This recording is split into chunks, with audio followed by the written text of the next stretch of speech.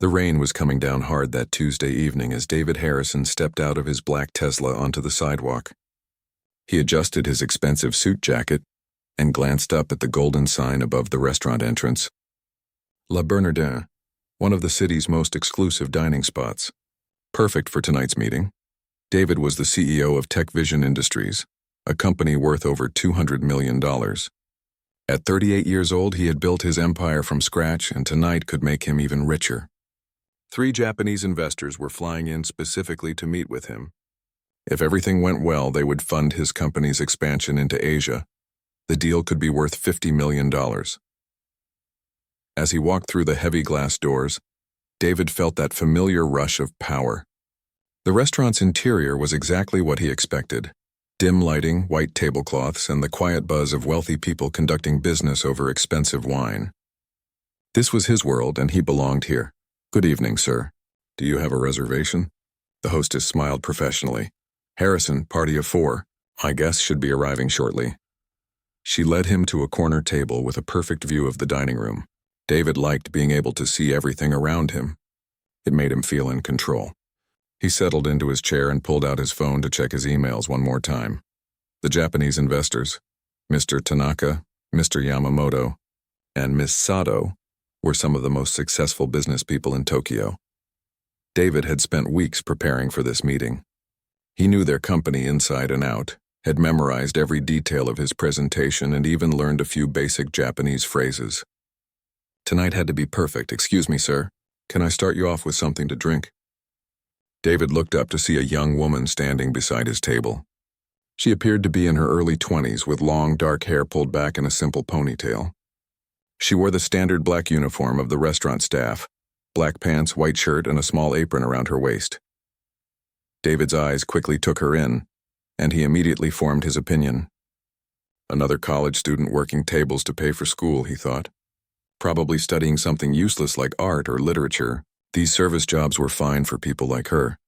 But David had always been destined for bigger things. "Water for now," he said curtly, not really looking at her. His attention was already back on his phone. "Of course. Still or sparkling? Whatever." He waved his hand dismissively. "Just make sure the table is ready when my business associates arrive. They're very important people." The waitress, her name tag said Isabella, nodded politely. "Absolutely, sir. I'll make sure everything is perfect for your meeting." David barely heard her. He was scrolling through his phone, reading updates about the Tokyo stock market. Numbers and percentages filled the screen. This was the language he understood best. Money, profit, success. These were the things that mattered in life. Isabella returned with his water and placed it carefully on the table. "Your guests have just arrived, sir." David looked up to see 3 well-dressed Japanese business people being led toward his table. He immediately switched into his professional mode, standing up with a wide smile. "Mr. Tanaka, Sirisato, Mr. Yamamoto, welcome to New York." David shook hands with each of them, using the few Japanese phrases he had memorized. The investors seemed pleased with his effort, though their responses were more polite than enthusiastic. As they all sat down, David noticed Isabella approaching with menus. He barely glanced at her as she distributed them around the table. "Good evening," Isabella said to the Japanese guests in English. "My name is Isabella, and I'll be taking care of you tonight. Can I start you off with any drinks or appetizers?" David jumped in before his guests could respond. "We'll need a few minutes to look over the wine list. These are very important business people," he added, speaking to Isabella as if she wouldn't understand otherwise. "Make sure we get your best service tonight." Isabella simply nodded. "Of course, sir. I'll give you some time to decide."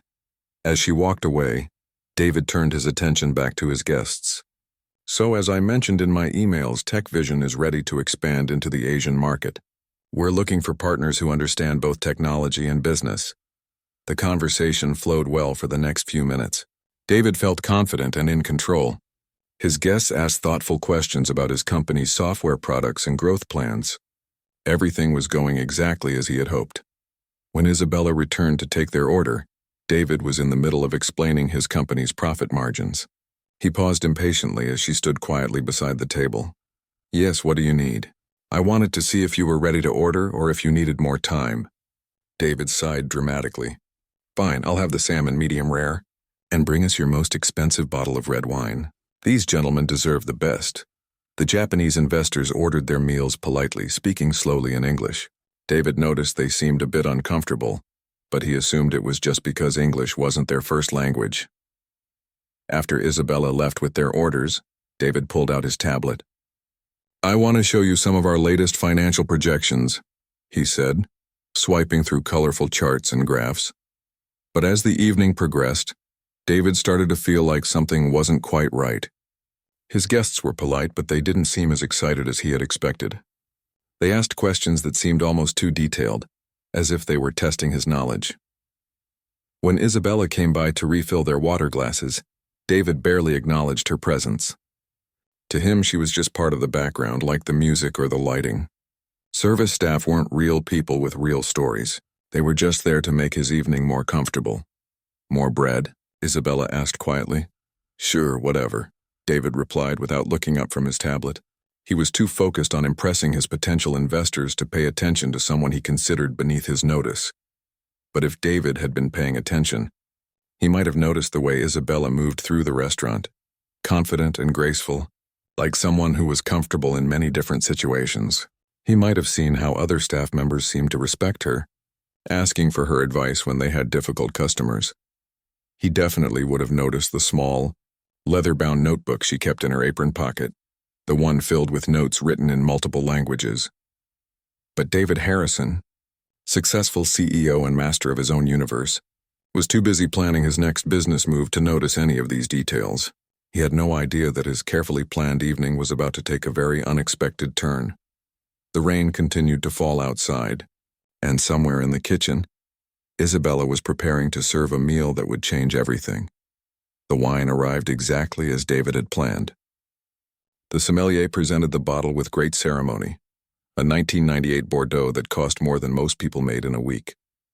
David made a show of tasting it, swirling the dark liquid in his glass before nodding his approval. "Excellent choice," Mr. Tanaka said politely, though David couldn't tell if he really meant it or was just being polite. "Only the best for my potential partners," David replied, feeling more confident with each passing minute. The wine was working its magic, loosening everyone up and making the conversation flow more easily. Isabella appeared at their table again, setting down their appetizers with practiced precision. David had ordered the restaurant's famous oysters, while his guests had chosen various dishes that looked expensive and complicated. "Is there anything else I can bring you right now?" Isabella asked. David was about to wave her away when his phone buzzed. He glanced at the screen and saw a message from his assistant back at the office. His face lit up. "Gentlemen, I just received some fantastic news," David announced, holding up his phone. "Our stock price just jumped 12% after hours. The market loves what we're doing." The Japanese investors exchanged glances and nodded politely. David interpreted this as excitement, though their expressions remained carefully neutral. "This is exactly why you want to partner with Tech Vision," David continued, his voice getting louder with enthusiasm. "We're not just growing, we're dominating our sector. In 5 years, we'll be the biggest software company on the East Coast."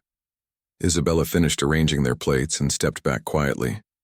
David barely noticed her presence, but something about her calm demeanor irritated him. Why wasn't she impressed by his success? Most people would be hanging on every word when someone talked about millions of dollars. "More wine," Isabella offered. "Yes, keep it coming," David said dismissively. "We're celebrating here." As Isabella poured the wine, David's phone buzzed again. This time it was an email notification. He glanced at the screen and his expression changed. "Excuse me for just one moment," he said to his guests. "My legal team just sent me something urgent." David opened his email and found a message from his head lawyer. "David, the Tokyo partners just sent over the preliminary contract for your review. It's in Japanese as expected. We'll have our translator look at it tomorrow, but I wanted you to see it first. Let me know if you need anything tonight." Attached to the email was a PDF document that looked extremely official and important. David opened it on his tablet and stared at page after page of dense Japanese text. There were numbers scattered throughout, probably the financial terms they had been discussing for weeks. This was it. This was the contract that could make him $50 million richer. David felt a surge of excitement mixed with frustration. He wanted to understand what he was looking at, but the elegant Japanese characters might as well have been ancient hieroglyphs. He had spent so much time preparing for this meeting, learning about his guest's company and memorizing those basic Japanese phrases, but he hadn't thought about the actual contract being in Japanese. "Everything all right?" Ms. Sato asked in her careful English. "Oh yes, absolutely," David replied quickly. "My legal team just sent over some documents. Everything looks great." But inside, David was annoyed. He hated not being in complete control of a situation. He was used to understanding every detail of his business deals, and now he was staring at a document he couldn't read. The Japanese investors continued eating their appetizers and making polite conversation about the restaurant and the weather. David nodded along, but his attention kept drifting back to his tablet. The contract was right there in front of him. His future, his success, his next big win. But he couldn't make sense of a single word. Isabella approached the table again, this time to clear away their empty appetizer plates. She moved efficiently and quietly, the way experienced restaurant staff do when they don't want to interrupt important conversations. "How is everything tasting so far?" she asked. "Fine, fine," David muttered, still staring at his tablet screen. As Isabella reached for his plate, she glanced down at the tablet. David noticed her eyes move across the screen for just a second before she looked away and continued clearing the table. That brief moment sparked something in David's mind. An idea that was part frustration, part arrogance, and part cruel entertainment. He looked up at Isabella as she stacked the plates on her tray. She was young, probably not much education beyond high school.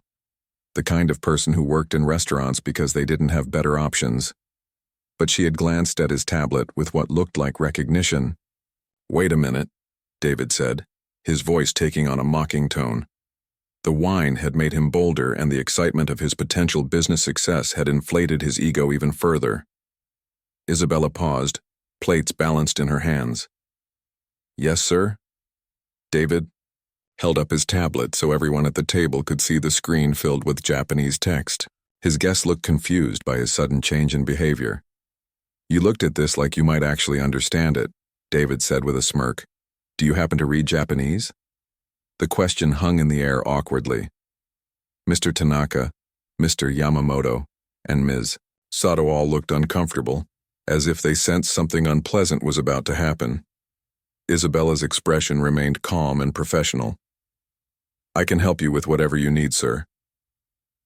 "I bet you can," David said, his tone becoming more condescending.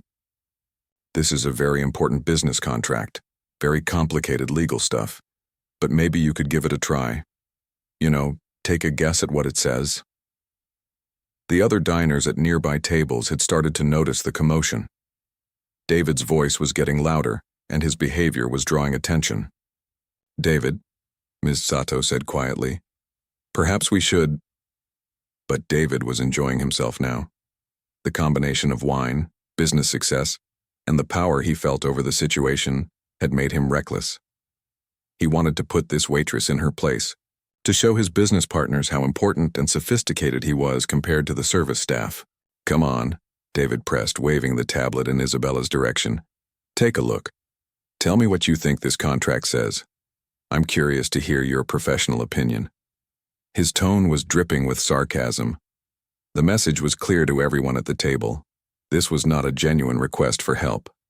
This was a wealthy, powerful man amusing himself by humiliating someone he considered beneath him. Isabella stood perfectly still, the stack of plates steady in her hands. Her expression didn't change, but something shifted in her posture. She seemed to grow a little taller, a little more confident. "Are you sure you want me to look at that, sir?" she asked quietly. "Absolutely," David said with a laugh. "I'm dying to hear what you think." The Japanese investors shifted uncomfortably in their seats. This was not the kind of behavior they expected from a potential business partner, and their disapproval was becoming obvious. But David was too caught up in his own performance to notice their discomfort. He held the tablet higher, making sure Isabella could see the screen clearly. "Go ahead," he said. "Translate this for me." What happened next would change everything. Isabella looked down at the tablet screen for exactly 3 seconds. In that brief moment, her eyes moved across the Japanese text with the kind of speed and precision that comes from years of practice. Then she looked back up at David with a calm expression. "Certainly, sir," she said simply. David leaned back in his chair with a satisfied smirk. This was going to be entertaining.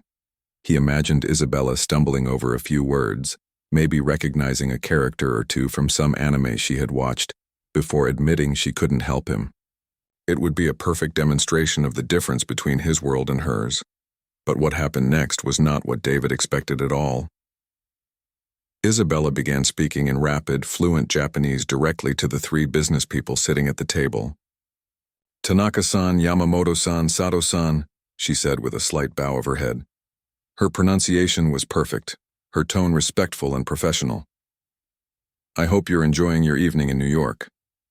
The Japanese investors nearly dropped their wine glasses. Mr. Tanaka's eyes widened in surprise. Ms. Sato sat up straighter in her chair. Mr. Yamamoto actually smiled, the first genuine smile David had seen from him all evening. David's smirk began to fade. This wasn't part of his plan. Isabella continued speaking in Japanese, gesturing toward the tablet.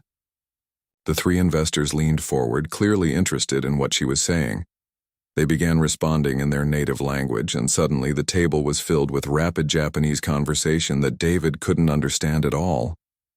"What are you talking about?"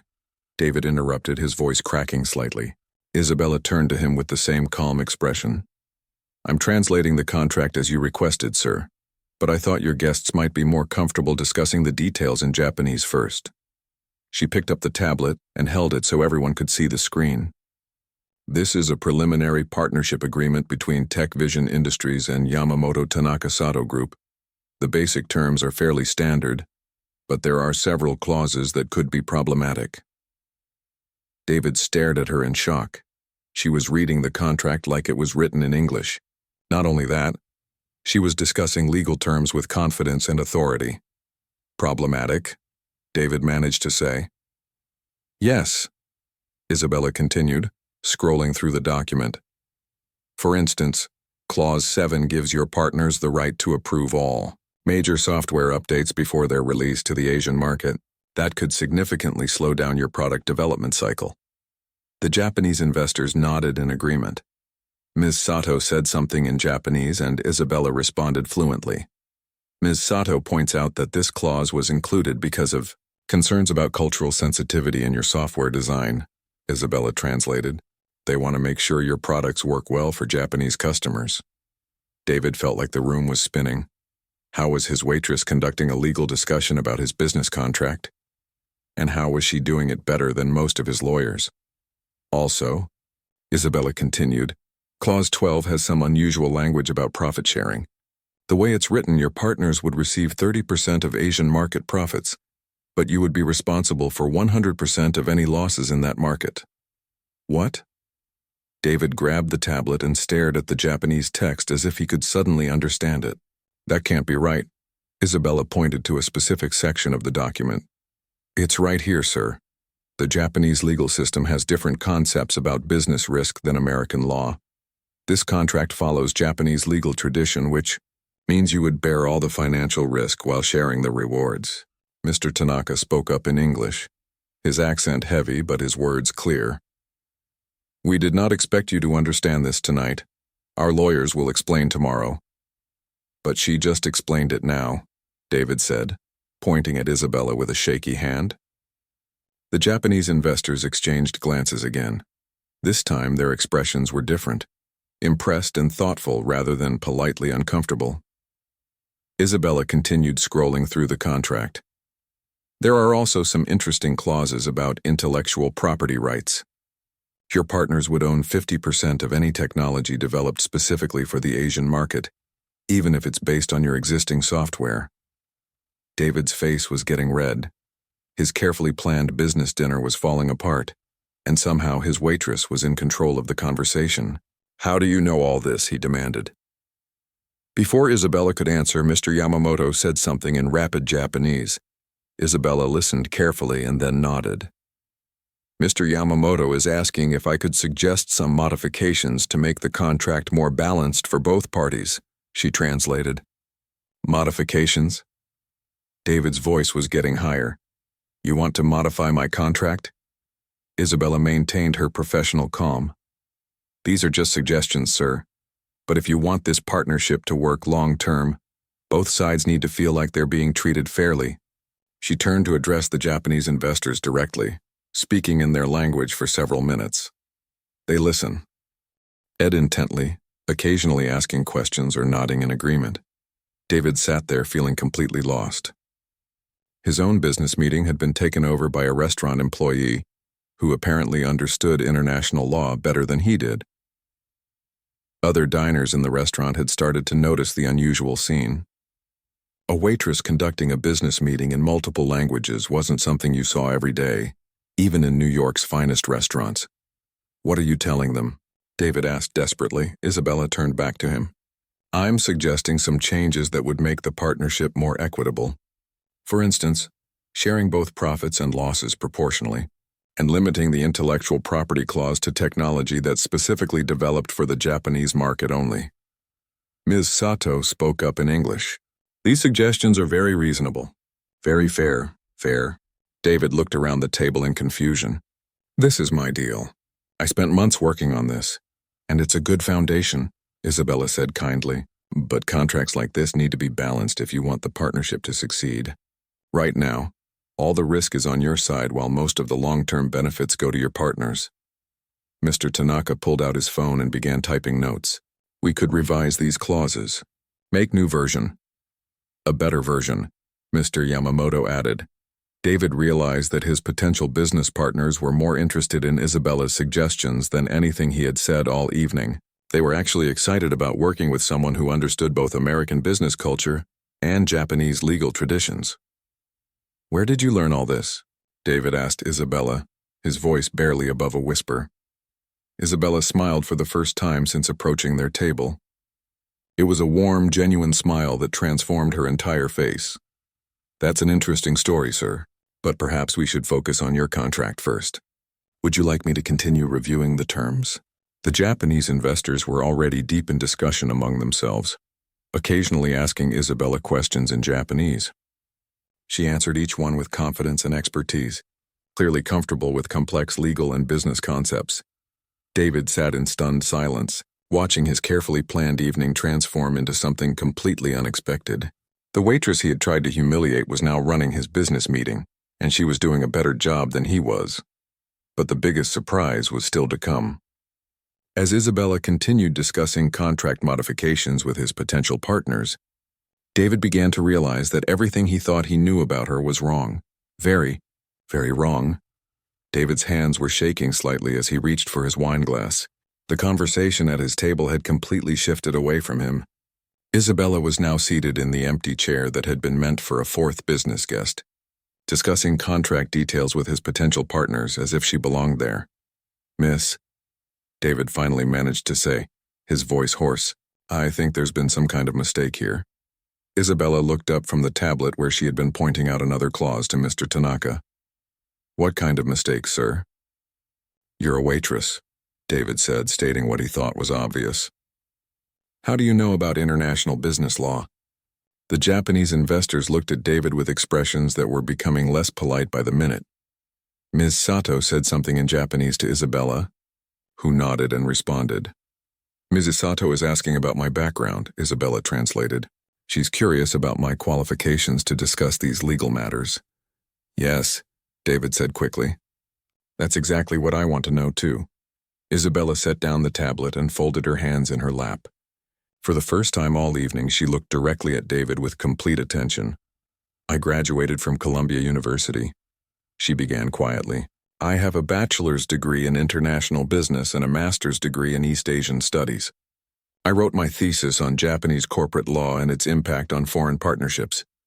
David's mouth fell open. Columbia University was one of the most prestigious schools in the country. The kind of place where tuition cost more than most people's entire salary.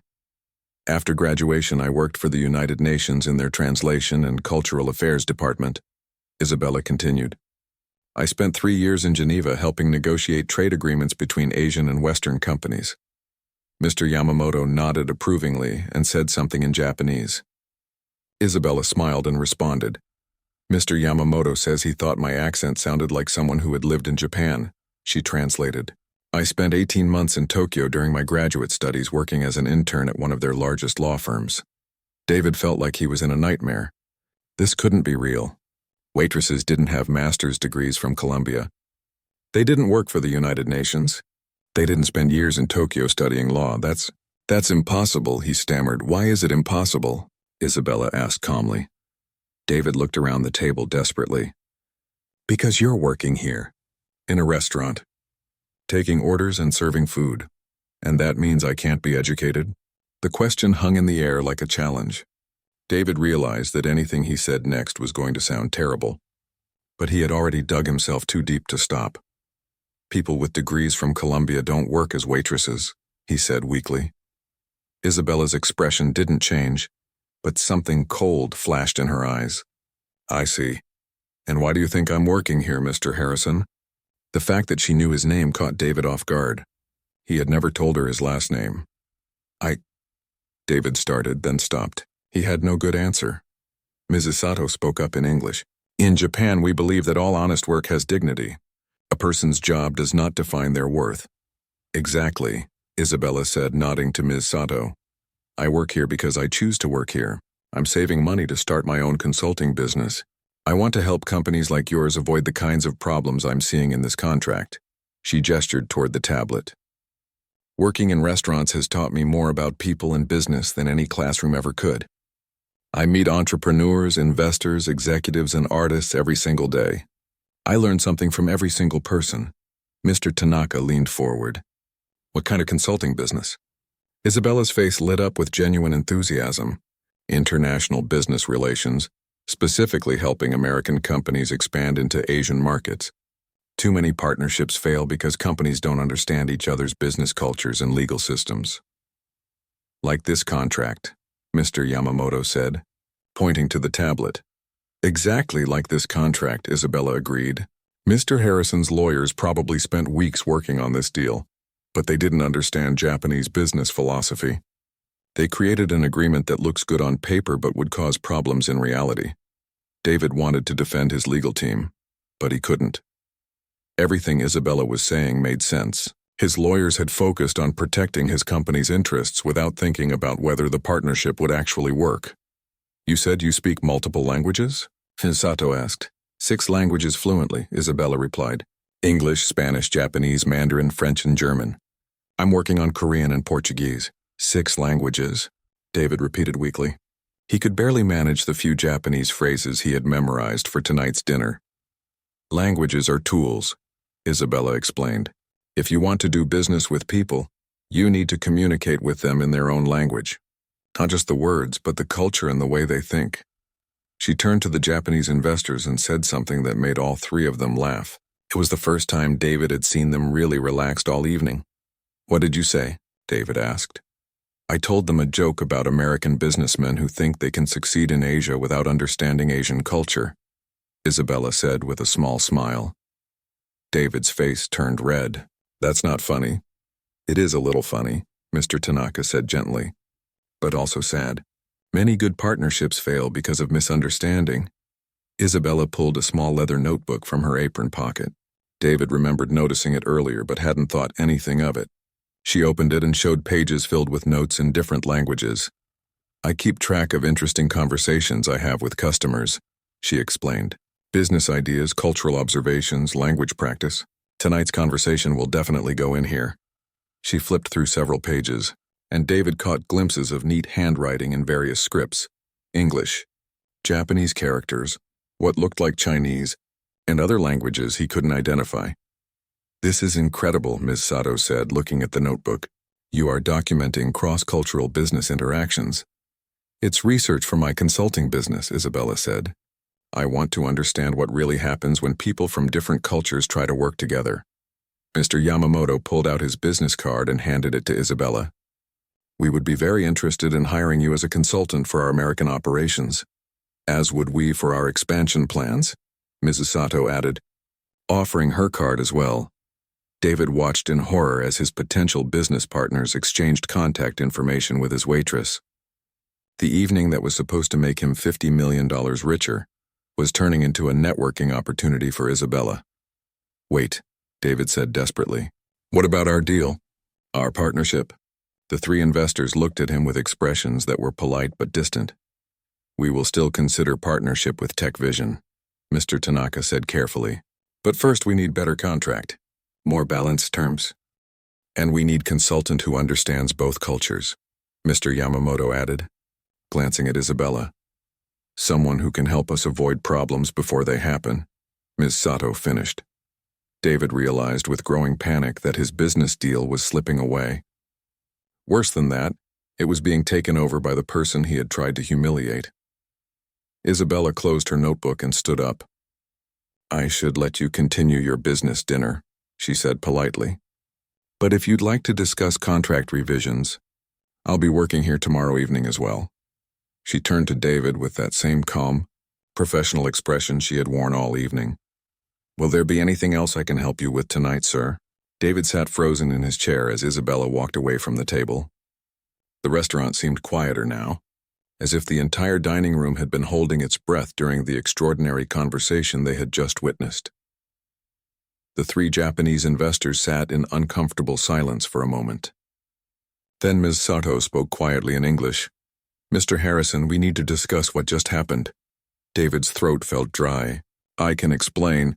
"No explanation needed," Mr. Tanaka interrupted gently but firmly. "We saw everything."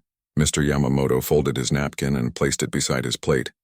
"In Japanese business culture, we pay close attention to how people treat others, especially how they treat people they believe have less power than them." David felt his stomach drop. "It was just a misunderstanding, was it?" Ms. Sato asked. "You asked that young woman to translate our contract because you wanted to embarrass her. You thought it would be funny to watch her fail." "That's not—" David started, then stopped, because it was exactly what he had been trying to do. The weight of his actions was finally hitting him. He had spent the evening trying to impress these investors with his success and intelligence, but instead he had shown them exactly who he really was. "She could have made you look very foolish," Mr. Tanaka observed. "But she didn't. She was professional and respectful even when you weren't." David looked across the restaurant and spotted Isabella at another table, taking an order from a young couple. She was smiling warmly, giving them the same attention and respect she had tried to give him at the beginning of the evening.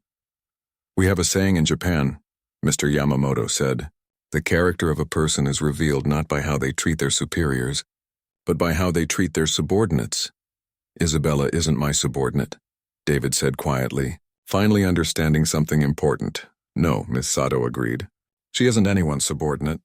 She is an educated professional who chooses to work in service while building her own business. That takes courage and wisdom." David's phone buzzed with another message from his assistant, probably more good news about stock prices or market trends. But for the first time in years, he didn't care about the numbers on his screen. "Are we still going to have a partnership?" David asked, though he already knew the answer from their expressions. The three investors exchanged glances before Mr. Tanaka spoke. "We came to New York looking for a business partner," he said carefully. "Someone we could trust to represent our interests in America. Someone who shares our values about respect and integrity. Tonight showed us that you are a very successful businessman," Ms. Sato added. "But success in business is not enough for long-term partnership." Mr. Yamamoto pulled out his phone and showed David the screen. "We have been messaging our colleagues in Tokyo during dinner. They agree that we should work with consultant first, before making any partnership decisions." "You mean Isabella?" David said. "Yes. We will hire her to help us understand American business culture better, and to help us find the right partner for our expansion." David realized what this meant. Not only was he losing a $50 million deal, but Isabella was gaining 3 new clients who could launch her consulting business immediately. "The contract you showed us tonight has many problems," Mr. Tanaka continued. "But the biggest problem is not the legal language. It is the attitude behind it." "What attitude?" David asked, though he was afraid of the answer. "The attitude that partnership means one side wins and one side loses," Ms. Sato explained. "Good partnerships work because both sides benefit equally. Both sides take equal risks and share equal rewards. David looked down at his tablet, still displaying the Japanese contract he couldn't read. All evening he had been focused on what he could get from these investors. He had never really thought about what he could give them in return. "Could I?" David started, then stopped. He was about to ask if he could try again, start over, pretend this evening had never happened. But he knew it was too late for that. Isabella appeared at their table again, carrying the check. She placed it discreetly beside David's plate. "I hope everyone enjoyed their dinner," she said politely. The Japanese investors stood up and bowed slightly to Isabella. She bowed back, clearly comfortable with the cultural gesture. "Thank you for your help tonight," Ms. Sato said in English. "We look forward to working with you." "The pleasure was mine," Isabella replied in perfect Japanese, which made all three investors smile. As they gathered their coats and prepared to leave, Mr. Tanaka stopped beside David's chair. "Mr. Harrison, your company makes good software. You are clearly intelligent and hardworking. But intelligence and hard work are not enough if you cannot work well with other people." "I know," David said quietly. "I made a mistake tonight." "Yes, you did. But mistakes can teach us if we are willing to learn from them." After the investors left, David sat alone at the table, staring at the check Isabella had brought. The meal had cost $800, more than Isabella probably made in a week at the restaurant. Isabella returned to collect the payment. David looked up at her, searching for the right words. "I owe you an apology," he said finally. Isabella nodded politely. "Thank you. I was completely wrong about you." "About everything?" "Yes, you were." Her direct honesty surprised him. She wasn't trying to make him feel better or pretend that what had happened was okay. "Is there any way I could—" David started. "Hire me as a consultant?" Isabella finished. "Like your former business partners are doing?" "Yes." Isabella was quiet for a long moment, considering his request. Finally, she shook her head. "I appreciate the offer, Mr. Harrison, but I don't think we would work well together." "Because of tonight? Because of what tonight revealed about how you see people?" Isabella said gently but firmly. "I build my business on trust and respect. Those relationships take time to develop." David nodded slowly. He had burned this bridge before he even knew it existed. "Can I ask you something?" David said as Isabella prepared to leave. "Why didn't you tell me who you were when I first started being rude to you?" Isabella smiled sadly. "Because I wanted to see who you really were when you thought I couldn't fight back. That tells me everything I need to know about working with someone." She picked up the check and David's credit card from the table. "I'll process this payment for you. Thank you for dining with us tonight." As Isabella walked away, David realized that he had learned more about business in one evening than he had in years of success. But the lesson had cost him $50 million and the respect of people whose opinion actually mattered. He looked around the restaurant one more time, watching Isabella move between tables with grace and professionalism. She was treating every customer with the same respect and attention, regardless of how they looked or what they ordered. David Harrison, successful CEO and master of his own universe, finally understood that success meant nothing if you had no one worth sharing it with. The rain had stopped by the time he walked outside, but David barely noticed. He had a lot of thinking to do, and even more growing up to catch up on. Some lessons can only be learned the hard way, and this had been the hardest lesson of his life.